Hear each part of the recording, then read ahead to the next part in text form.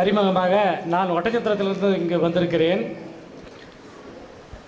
பல இந்து முன்னணி கூட்டங்களுக்கு கூட நான் சென்றிருக்கிறேன். வரலாறை எடுத்து பார்க்கின்ற பொழுது கிபி 1657 1707 வரை ஆட்சி புரிந்திருக்கின்ற அவுரங்கசீப் காலத்திலே அவுரங்கசீப் ஒரு மிக மிக கெட்டிக்கார ஒரு இஸ்லாமிய அரசர். கிட்டத்தட்ட இந்தியாவிலே ஒரு 90% மண்ணை அவருடைய கட்டுப்பாட்டு கீழ் கொண்டு வந்திருந்தார். அவர் காலத்திலே இந்துக்கள் மிக மிக கொடுமைப்படுத்தப்பட்டார்கள். அதில் என்ற விதமான ஒரு மாற்று கருத்தும் இல்லை. கிட்டத்தட்ட ஒரு 240 250 கோவில்கள் தரைமட்டமாக்கப்பட்டன. அவர்கள் இந்துக்களுக்கு ஜிசியா வரி என்ற வரி மீண்டும் விதித்து விட்டார். அப்புறம் அவருடைய அந்த வரி விதிப்பிலே கூட இந்துக்களுக்கு 5.5%, முஸ்லீம்களுக்கு 2.5%, அந்த பொருள்களிலே விற்பனை வரியை கட்டாயம் தருவதாக கூறியிருந்தார்.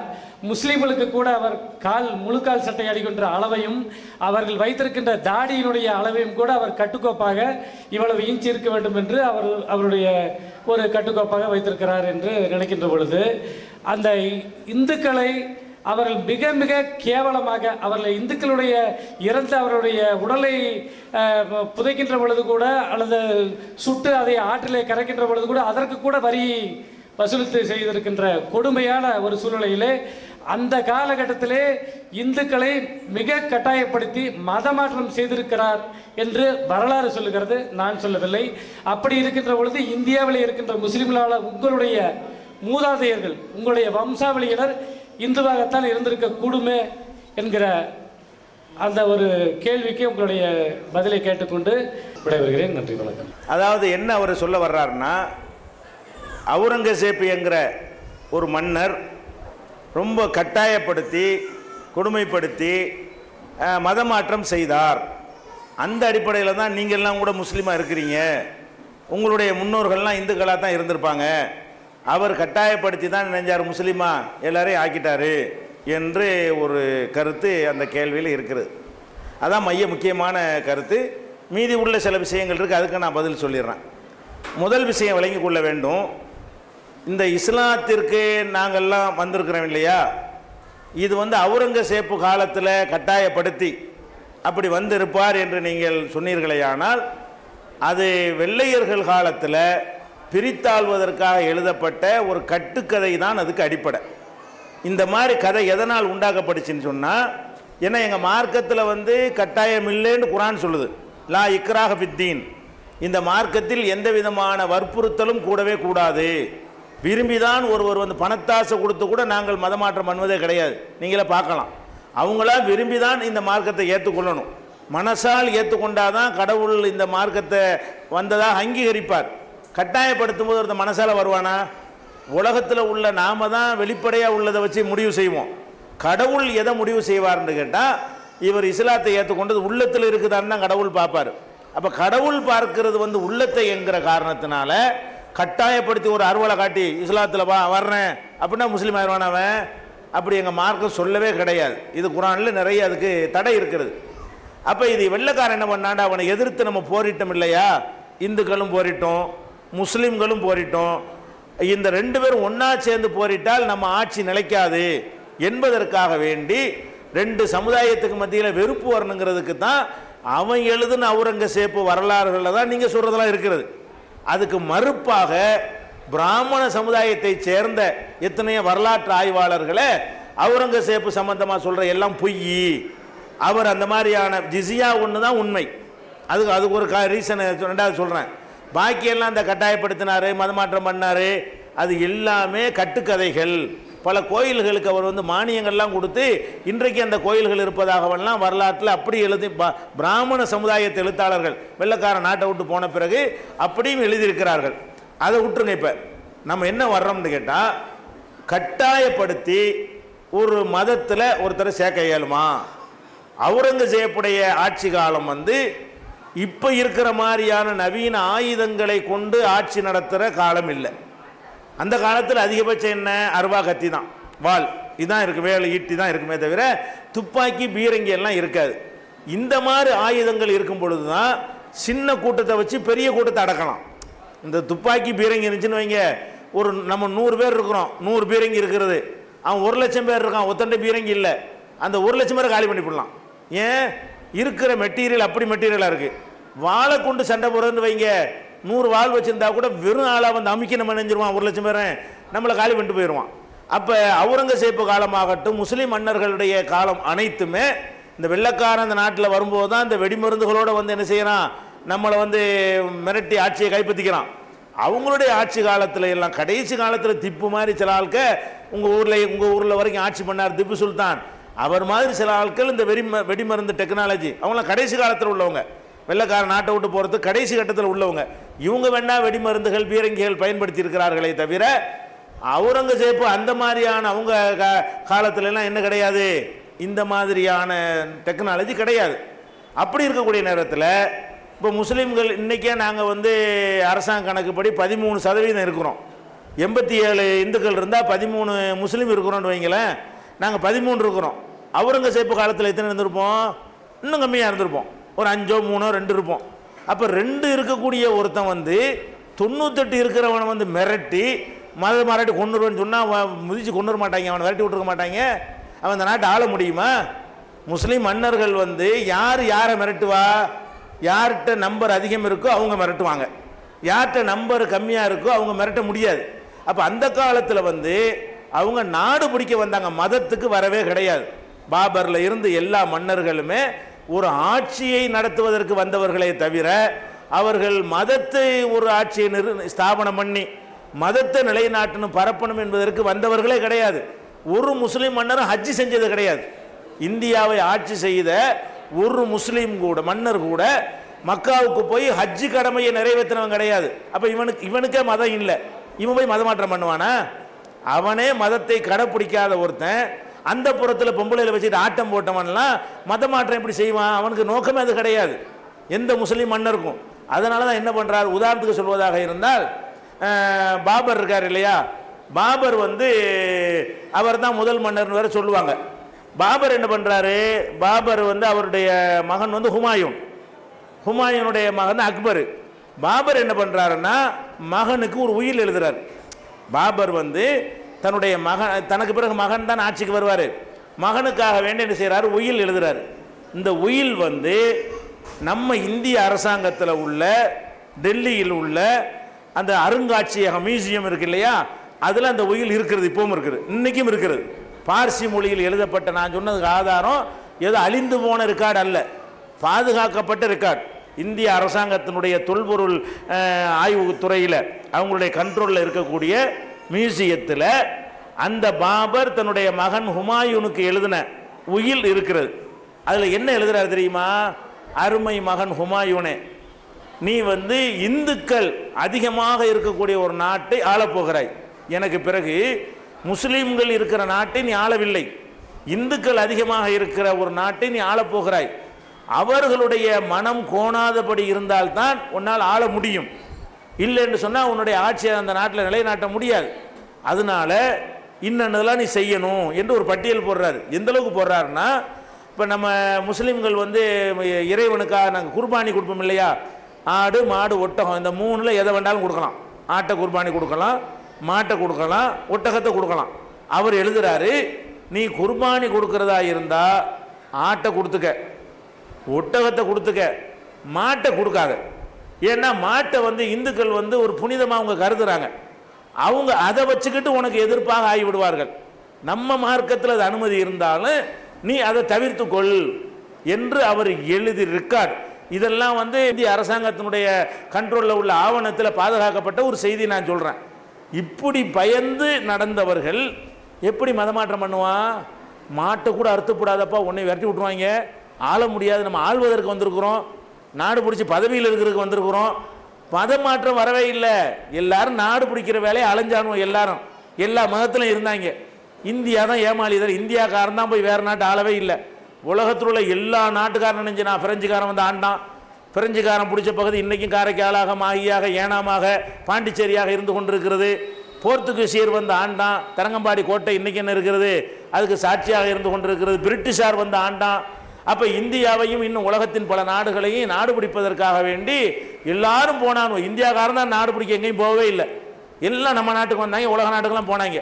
அந்த மாதிரி வந்த ஆளுக்கு இவங்க ஒரு சின்ன படையை ஓட்டிக்கிட்டு வந்து நாட்டை ஆளுவது நம்ம மந்திரியாக இருக்கணும், ஜனாதிபதியாக இருக்கணும், ஒரு மன்னராக இருக்கணும், இதுக்கு வந்த ஆளுக்கு இவங்கெல்லாம். அப்போ அதனால என்ன பண்ணுறாங்கன்னா, இந்துக்களுடைய மனம் கோணாமல் நட இப்படியாக என்ன செஞ்சாங்க அவங்க சொன்னாங்க. இன்னும் சொல்ல போனால் பாபர் போனது அயோத்திக்கு நீங்கள் போங்க, அயோத்திக்கு போனீங்கன்னா ராமர் ஜென்மஸ்தானம்னு 50 கோயில் இருக்குது. இவன் ஒன்றை பிடிச்சி பாபர் சொல்லிட்டு இருக்கிறான், 50 இருக்குதாங்க. அங்கே போனீங்கன்னா நீங்கள் பார்க்கலாம். அதுல எல்லாம் என்ன இருக்குன்னா, பல பாபர் மசூதி, பல ராமஜென்ம கோயிலில் இந்த கோயில் பாபருடைய மானியத்தால் கட்டப்பட்டதுன்னு எழுதி கல்வெட்டு வச்சிருக்கான். நீங்கள் இன்னைக்கு போய் பார்க்கலாம் அயோத்தியில். இது கதையோ கற்பனையோ கிடையாது. இப்போ நீங்கள் போனால் இன்னும் அழிக்கப்படாமல் இன்னைக்கும் பார்க்கலாம். அப்போ முஸ்லீம் மன்னர்கள்லாம் எப்படி நடந்தார்கள்னு கேட்டால், ஆட்சியை தக்க வைக்கணும். மற்றவங்க எந்த அளவுக்கு தக்க வைக்க போனாங்கன்னு கேட்டால், பாபர் இப்படி சொன்னாரா, ஹுமாயூன் அதை விட ஒருபடி இறங்கினாரா, அவர் மகன் அக்பர் இருக்கார், அவர் என்ன பண்ணார் தெரியுமா, அட இஸ்லாம்கிட்ட காட்டிக்கிற கூடாது, ஒரு புது மதத்தை உண்டாக்கிடுவோம், அப்போ தான் நம்ம ஆட்சியில் இருக்க முடியும்னு தீன இலாஹின்னு ஒரு மதத்தை உண்டாக்கி விட்டாந்தாள். இஸ்லாத்தை விட்டே போயிட்டார் அவர். அக்பருங்கிற ஆள் வந்து இஸ்லாமே எனக்கு வேணாம்னு போயிட்டு அவர் என்ன பண்ணுறார், தீன இலாஹின்னு ஒரு புதிய மதத்தை உண்டாக்கி அதில் ரஜபுத்திரர்களை எல்லாம் அவருடைய முக்கியமான பொறுப்புகளில், ரஜபுத்திரர்னா இந்துக்களில் ஒரு முக்கியமான ஜாதி, அவங்கள வந்து என்ன செய்கிறாரு, வந்து தன்னுடைய படைகளில் எல்லாத்திலையும் வைத்து கொண்டார். அப்போ இப்படி அட்ஜஸ்ட்மெண்ட் பண்ணித்தான் அவங்க ஆண்டாங்க. அப்படி தான் ஆள முடியும். இல்லைன்னா பெரும்பான்மை மக்கள் நசுக்கிப்படுவாங்க. பெரும்பான்மை மக்கள் ஆள்வதாக இருந்தால் சிறுபான்மை மக்கள் ஆள்றது எப்போ என்ன செய்யணும், அவங்க விருப்பப்படியெல்லாம் போகணும். இந்த காலத்தில் இப்படி தேவையில்லை. பயங்கர ஆயுதங்களை வச்சு செய்கிறதா இருந்தால் 100 போலீஸ் வந்து ஒரு ஊரே அடக்கி போடுவான். ஏன், அவங்ககிட்ட ஆயுதங்கள் இருக்கிறது. ஆயுதங்களுக்கு பெரம்ப வச்சுக்கிட்டு இருக்கிற காலத்தில் அடக்க முடியுமா? அப்போ வந்து மக்கள் விருப்பத்துக்கு தகுந்தவாறு தான் அந்த காலத்தில் ஆட்சி முறையை கொண்டு போக முடியும். அப்போ முதல்ல நம்ம லாஜிக் ஒத்துக்கிறதான்னு பார்க்கணும். எப்படி வந்து கட்டாயம் பண்ண இயலும்? சின்ன கூட்டம் அவங்கள்ட்ட சின்ன சின்ன அதில் இராணுவத்தில் இருந்த ஆளுக்கெல்லாம் இந்துக்கள் தான் இருந்தாங்க அதிகமாக. சம்பளத்துக்காக இந்துக்களை இராணுவத்தில் வச்சுக்கிட்டான். முஸ்லீமும் கொஞ்சம் பேர் இருந்தான். இந்த முஸ்லீமில் உள்ள இந்த சின்ன இராணுவத்தை, இந்துக்களை கொண்ட இராணுவத்தையும் வச்சுக்கிட்டு இந்துக்களை வெட்டுனா வெட்டுவானா? இந்துக்களை மதமாற்றம் பண்ண பண்ணியிருக்க முடியுமா? நம்மளை பிரித்தாள்வதற்கு வெள்ளைக்காரன் அப்படி எழுதி வச்சுக்கிட்டான். அவங்க இஸ்லாத்தை பேணவில்லைன்னு நாங்கள் குற்றச்சாட்டு சுமத்திட்டு இருக்கிறோம். முஸ்லீமாக வாழலைவங்க. முஸ்லீம் மன்னர்கள் யாருமே ஒரிஜினல் முஸ்லீமாக அவனே வாழவில்லை, முஸ்லீமாக வாழவில்லை. நான் கேட்குறேன், இந்த தாஜ்மஹால்னு ஒன்று இதை கட்டியிருக்கிறானே, இது இஸ்லாமா? ஒரு பொம்பளைக்கு வேண்டி காதலிக்காக வேண்டி என்ன செய்யறான், பல ஆயிரம் கோடி ரூபாய் அன்னைக்கே செலவு பண்ணி நம்ம வரிப்பணத்தில். இதே நான் கண்டிக்கிறோம். ஒரு முஸ்லீமாக இருந்தால் செஞ்சிருக்க மாட்டான். இதை வச்சு இந்த காசை வச்சு கங்கையும் காவிரியும் இணைச்சிருக்கலாம். அன்னைக்கு இருந்த ஒரு நிலைமையில் நாடே எங்கேயோ போயிருக்கும். அவங்க இந்த மாதிரியான கிறுக்குத்தனத்தை பண்ணிக்கிட்டு இருந்தாங்கன்னு நாங்கள் சொல்லிகிட்டு இருக்கிறோம். அப்போ அவங்க எப்படி மதமாற்றம் பண்ணியிருப்பாங்க? அதனால வந்து அது வந்து நடக்கவே இல்லை. முஸ்லீம்கள் மன்னர்கள் அவங்களே முஸ்லீமாக வாழலைங்கும் போது அடுத்தவன் இஸ்லாத்துக்கு வரணும்னு அவன் ஏன் நினைக்கிறான்? ஒருத்தன் தான் வாழ்ந்தா தானே அவன் நினைப்பான். ஒரு இந்துவாக ஒருத்தர் வாழவே இல்லை, இந்து மதத்துக்கு வாங்கன்னு கூப்பிட்டு இருப்பார் அவர். ஒரு கிறிஸ்தவனா ஒருத்தர் வாழவே இல்லை, நீ கிறிஸ்துவ மதத்துக்கு ஆள் சேர்க்க போவார் அவர். அப்போ யார் தன்னளவில் முதல்ல வாழுகிறானோ அவன் தான் அந்த மதத்தை வந்து அடுத்தவங்களுக்கு சொல்லுவான். இது லாஜிக்கு. இந்த லாஜிக்கு மாத்தமா எந்த புத்தகத்தை எழுதினாலும் இது நிற்காது. இது நீங்கள் விளங்கி கொள்ள வேண்டும். அடுத்து என்னன்னு கேட்டால், அதெல்லாம் விட்டுருங்க. இப்போ வெள்ளைக்காரன் இப்போ முஸ்லீம் மன்னர் இப்போ இல்லை, வெள்ளைக்காரன் இப்போ இல்லை. இப்போ முஸ்லீம் ஆகுறாங்களா இல்லையா? அது யார் மிரட்டினா? அவுரங்கசீப் மிரட்டினாரு. சரி, அப்படின்னு சொன்னால் அவுரங்கசீப் காலத்தில் நினச்சின்னு வச்சுக்கிறோம், பேச்சுக்கு வச்சுக்கிடுவோம். இன்னைக்கு வந்து பல ஊர்களில் பல கிராமத்தில் உள்ள சகோதரர்கள் வந்து என்ன செய்கிறாங்க, இன்றைக்கும் இஸ்லாத்தை நோக்கி வந்து கொண்டே இருக்கிறார்கள். இப்போ ஊர் ஊராக வர்றாங்க. தனித்தனி அறிஞர்கள் பெரியார்கள்லாம் என்ன செய்கிறாங்க, வர்றாங்க. இவங்களை மிரட்டுவதற்கு நம்மள்கிட்ட போலீஸ் இருக்குதா, இராணுவம் இருக்குதா? நம்பர்லையாவது முஸ்லீம்கள் அதிகமாக இருக்கிறோமா? அல்ல பெரிய இந்த முஸ்லீமான உடனே பெரிய கவர்னர் பதவி, கலெக்டர் பதவி கிடைச்சிருங்கிற மாதிரியான ஒரு உத்தரவாதமாவது இன்னைக்கு இருக்கிறதா? இல்லை. முஸ்லீமாக தான் எங்களுக்கு கிடைக்கிற வேலையும் கிடைக்காது. நாங்கள் வெளிநாட்டு தான் போக வேண்டி இருக்கிறது. முஸ்லீமாக இருந்தால் நாங்கள் சம்பாதிக்கிறக்கு என்ன செய்யணும், நாங்கள் பொண்டாட்டி பிள்ளை விட்டுட்டு வெளிநாட்டில் போய் தான் கஷ்டப்படணும், அப்போ தான் சம்பாதிக்க முடியுது. அப்படி இருக்கிற தெரிந்து கொண்டும் நாங்கள் ஒரு பெரிய அந்தஸ்தில் இந்த நாட்டில் நாங்கள் இல்லை, பெரிய பதவிகளையோ அந்தஸ்திலையோ அதிகார மட்டத்திலேயோ முதலமைச்சர்களாகவோ பிரதமர்களாகவோ நாங்கள் ஆக முடியாது. அப்படி ஒரு சமுதாயம்னு தெரிந்து கொண்டு இன்றைக்கு முஸ்லீம் ஆகுறாங்களா இல்லையா? ஆகிக்கொண்டிருக்கிற நீங்கள் பார்க்குறீங்களா இல்லையா? அப்போ என்ன வழங்கணும், இது வந்து இன்றைக்கும் ஆகுறாங்கன்னா இதே மாதிரி அன்னைக்கு ஆகிருக்க முடியாது. அப்போ ஒரு சித்தாந்தத்தை வந்து நேசிப்பதற்கு பல காரணங்கள் இருக்கிறது. அந்த மாதிரி காரணங்களுக்கு வந்தால் தான் நிலைப்பாங்களே தவிர ஒரு மிரட்டலுக்கு வந்தாங்கன்னா நடிக்கத்தான் செய்வாங்க. முதல் மிரட்டுற அளவில் அவங்க இருக்கலை. மிரட்டி இருந்தால் 800 வருஷம் அந்த நாட்டை ஆள முடியாது. 8 நாளில் விரட்டி அடிச்சிருப்பாங்க அந்த நாட்டு மக்கள். மெஜாரிட்டியாக இருக்கிற மக்கள் வந்து 8 அதுக்கு முந்தி இருந்த ஆட்சியாளர்கள் மோசமாக இருந்ததுனால, படுமோசமாக இருந்ததுனால இவங்களுடைய மோசமான ஆட்சி நல்ல ஆட்சியாக தெரிஞ்சிச்சு. அவன் படுமோசமாக போயிட்டான்ல, அதனால இவன் கொஞ்சம் முஸ்லீம் ஆட்சி கொஞ்சம் மோசமான ஆட்சியாக இருந்தது. அவனுக்கு என்ன செஞ்சு அவனுக்கு இவன் பரவாயில்லையே அப்படின்னு ஒரு 800 வருஷம் சகிச்சுக்கிட்டாங்க. இதுதான் நடந்ததே தவிர வேற பலத்தை வைத்து அதிகாரத்தை வைத்தெல்லாம் இந்த நாட்டை என்ன செய்யலை, ஆள முடியாது. எந்த நாட்டையும் போய் சின்ன நம்பர் வைத்துக்கொண்டு ஆள்வது அந்த காலத்தினுடைய ஆயுத அமைப்பில் வந்து சாத்தியமாகாது. இதை நம்ம புரிந்து கொள்ள வேண்டும். அப்போ இன்றைக்கு என்ன செய்கிறாங்க பெரிய பெரிய அறிவுஜீவிகள், நான் கேட்குறேன், பிரபலமான சில பேரை சொல்கிறேன். கொடிக்கால் சேக்கப் செல்லப்பான்னு ஒருத்தர் இருந்தார், கம்யூனிஸ்டில் வந்து குமரி மாவட்டத்தில் முக்கியமான ஒரு தலைவர், கம்யூனிஸ்ட் இயக்கத்தில் உள்ளவர். அவர் இயக்கத்தில் இருந்து அவர் பலவிதமான போராட்டங்கள்லாம் பங்கெடுத்து ஜெயிலுக்கெல்லாம் போய் இந்த கன்னியாகுமரியை தனி கேரளாவிலேருந்து பிரித்து தமிழ்நாட்டில் சேர்க்கறதுக்கு போராட்டம் பண்ணாங்க இல்லையா, நேசமணி தலைமையில், அதில் எல்லாம் பங்கெடுத்தவர். அப்படியான ஒரு லீடரு இன்றைக்கி ஒரு இஸ்லாத்துக்கு வந்தார். இப்போ ஷேக் அப்துல்லா அவர் ஏன் வந்தார்? அவரை யார் மிரட்டினா அந்த சமூகத்தில் இருப்பது அவருக்கு வந்து நல்ல பாதுகாப்பாக, இந்த சமூகத்திற்கு பாதுகாப்பான ஒன்று பாதுகாப்பு அங்கே தான் கூட. அவர் வர்ற எதுக்கு வர்றாரு? இஸ்லாம் சொல்லக்கூடிய எனக்கு கடவுள் கொள்கை பிடிச்சிருக்குது, நாங்களாக உண்டாக்கிக்கிட்டு நாங்கள் வணங்குறோம், நீங்கள் வந்து உண்டாக்குனதை வணங்குறது இல்லை, ஒரு பரம்பொருளை வணங்குறீங்க, இது எனக்கு பிடிச்சிருக்குன்னு சொல்லி அவர் இஸ்லாத்துக்கு வர்றாரு. அதே மாதிரி வந்து நிறைய வந்து கமலாதாசன் உங்களுக்கு தெரியும், பெண்ணுரிமைக்காக வேண்டிய நம்ம என்னஞ்சாங்க நிறைய போராட்டம் பண்ணாங்க, நிறைய நூல்கள் எழுதியிருக்கிறாங்க. அவங்களுக்கு நோபல் பரிசு கொடுக்க வேண்டும் என்று இந்திரா காந்தி அவர்களே பரிந்துரை செய்தார்கள். அப்படியான ஒரு புரட்சி பெண் யாரு? இன்னைக்கு பெண்களில் புரட்சி பேசுகிறாங்களே, இவங்களுக்கெல்லாம் முன்னோடி யாருன்னு கேட்டால் அந்த கமலாதாஸ் தான். அந்த மாதிரி இருந்த தன்னையே நிர்வாணமாக்கி ஓவியம் வரைஞ்சி பகிரங்கமாக அந்த பொம்பளை காட்சி வச்ச ஒரு ஆள் அந்த அம்மா. அந்த அம்மா இன்னைக்கு இஸ்லாத்துக்கு வந்து நீ கமலா சுரையான்னு சொல்லி முஸ்லீமாக இன்னைக்கு கேரளாவில் இருந்து இஸ்லாத்தை மக்களுக்கு சொல்லி கொண்டிருக்கிறார்களே, அவர்களை யார் மிரட்டினா?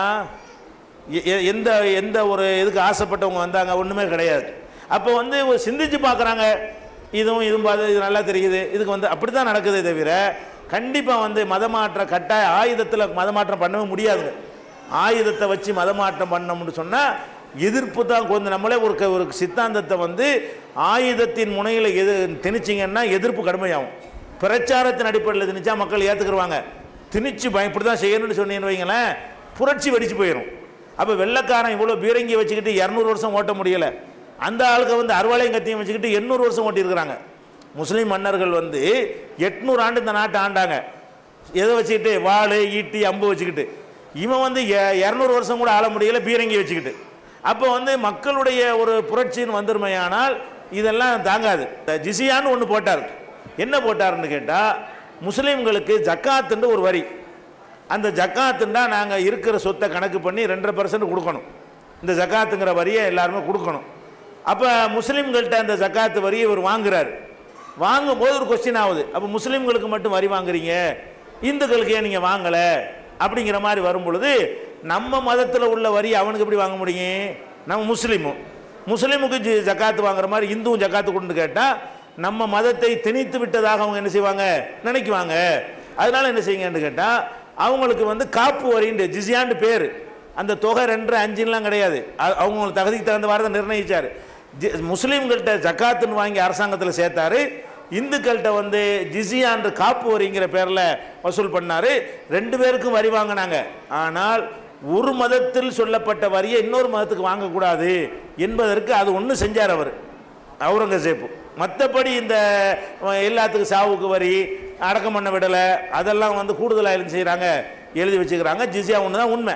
அது கூட உங்களுக்கு இந்த ஜிசியாவோட சம்பந்தமாக கூடுதல் தகவல் தெரிந்து கொள்வதற்காக வேண்டி குற்றச்சாட்டுகளும் பதில்களும் அப்படின்னு ஒரு நூல் போட்டிருக்கிறோம். அதில் நிறைய கூடுதல் விவரங்கள்லாம் இருக்கிறது. அந்த நூல் உங்களுக்கு தருவாங்க, குற்றச்சாட்டுகளும் பதில்களும்.